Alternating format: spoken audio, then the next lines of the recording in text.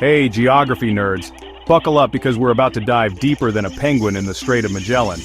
Today we're taking a closer look at one of the most unique countries in the world, Chile. This long, narrow strip of land on the western edge of South America is packed with surprises and contrasts that will blow your mind. Chile, folks, it's basically one long, skinny country. Stretching over 4,300 kilometers from north to south, it's like a ribbon of land hugging the Pacific Ocean.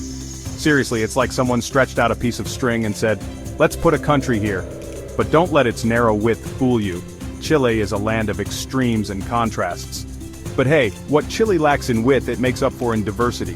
From the arid deserts in the north to the lush forests and icy landscapes in the south, Chile has it all. We're talking the driest desert in the world, the Atacama, up north. This place is so dry that some weather stations there have never recorded rainfall. Then boom, glaciers and fjords down south. The Patagonian region is a wonderland of ice fields, towering glaciers, and stunning fjords that look like they belong in a fantasy novel. And let's not forget the Andes Mountains, just casually chilling, running down the entire country like a spine. These mountains are not just a backdrop, they play a crucial role in Chile's climate and biodiversity. Speaking of spines, did you know Chile was once home to some pretty cool ancient civilizations? The country's rich history is etched into its landscapes, from ancient petroglyphs to well-preserved ruins. We're talking the Inca Empire who ruled the north and the Mapuche people, fierce warriors who held down the south. The Mapuche resisted Spanish conquest for over 300 years, showcasing their resilience and strength. These guys were tough, resourceful, and knew how to party, probably. Their cultural practices and ceremonies are still celebrated today, adding a rich layer to Chile's cultural tapestry. So yeah, Chile's got it all. Mountains, deserts, glaciers, and a history older than your dad's favorite band. Whether you're an adventurer, a history buff, or just someone who loves stunning landscapes, Chile has something for everyone. Let's dive in, shall we? Get ready to explore the wonders of Chile, a country that proves big things come in narrow packages. Picture this. It's the 16th century, and the Spanish conquistadors, fresh off the boat, literally, are on a mission to, well, conquer. They were driven by dreams of gold, glory, and the spread of Christianity. The New World was a tantalizing mystery, and Chile was one of its many jewels waiting to be claimed. The Spanish explorers, with their eyes gleaming with ambition, set foot on these new shores, ready to stake their claim. They'd heard whispers of gold in these here lands, and they weren't about to let a little thing like, the Pacific Ocean stop them. The vast expanse of water was just another obstacle to overcome in their relentless pursuit of wealth. They believed that the riches of the land would make them legends back in Spain, and they were willing to risk everything for that chance. Thus began the Spanish colonization of Chile. Spoiler alert, it wasn't pretty. The process was brutal and often violent, marked by battles, subjugation, and the imposition of foreign rule. The Spanish were determined to establish their dominance, and they used every means at their disposal to achieve it. The Spanish, with their fancy armor and even fancier diseases, brought some serious changes.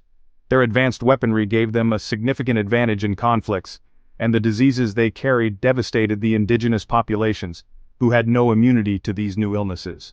The impact was catastrophic and reshaped the demographic landscape of the region. They brought their language, their religion, and their love of bureaucracy, fun. The Spanish were not just conquerors, they were also missionaries and administrators.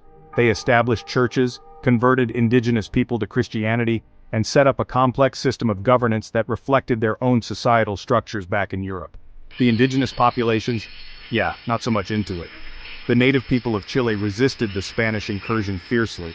They fought to protect their lands, their cultures, and their way of life. The resistance was strong and persistent, leading to numerous conflicts and a prolonged struggle for control.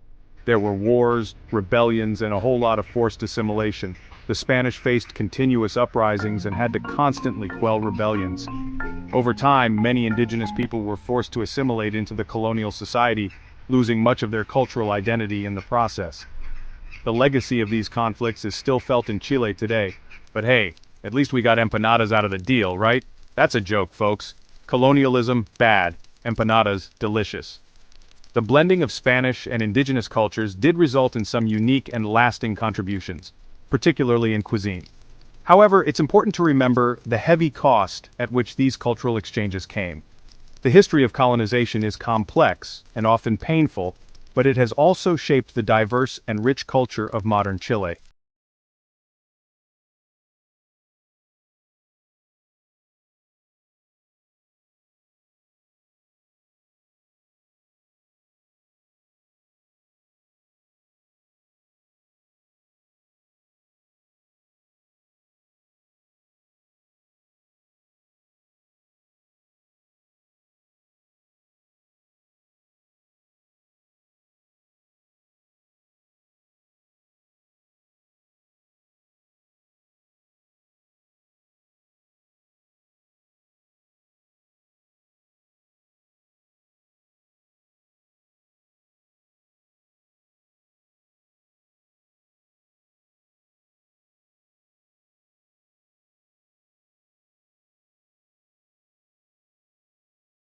Than a Chilean folk dancer on Red Bull.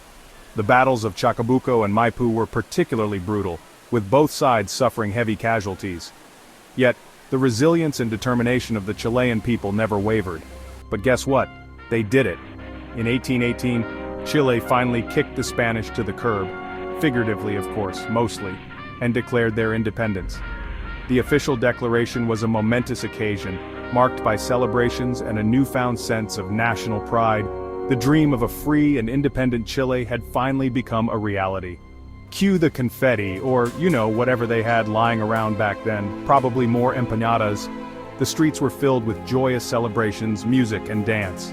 The people of Chile had earned their freedom, and they were ready to build a new future, one empanada at a time.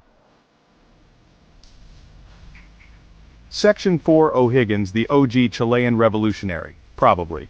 Every revolution needs a leader, and Chile had themselves a doozy, Bernardo O'Higgins. Think of him as the George Washington of Chile, but with better hair. O'Higgins was a general, a politician, and, according to some historians, a bit of a ladies' man. He led the Chilean army to victory against the Spanish and became the country's first head of state. Now, we don't want to spread any rumors, but legend has it that O'Higgins once rode a horse backwards into battle just to confuse the enemy. Was it true? Who knows? But it makes for a good story, right? Section 5. From Dictatorship to Democracy, Chile's Rocky Road. Chile's journey to becoming the modern marvel it is today wasn't without its bumps in the road. We're talking military coups, dictatorships, and enough political turmoil to make your average soap opera look like a documentary on C-SPAN. But even in the darkest of times, the Chilean spirit persevered. They fought for their rights, demanded democracy, and eventually, they won. It wasn't easy, but hey, nothing worth having ever is, right? Section 6. Chile today. Avocado toast and economic success. So where is Chile today? Well, they've traded in their horses for Teslas, their swords for smartphones, and their empanadas. Okay, they still have empanadas, but they're probably organic now. Chile is now one of the most stable and prosperous countries in South America.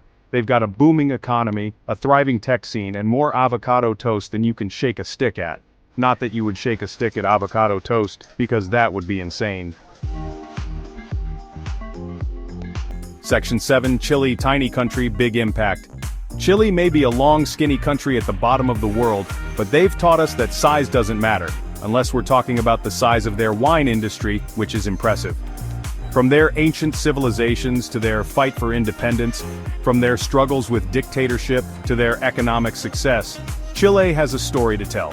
It's a story of resilience, determination, and the unwavering belief that even the smallest country can make a big impact on the world. So next time you're feeling down, just remember Chile, and then go eat an empanada. You've earned it.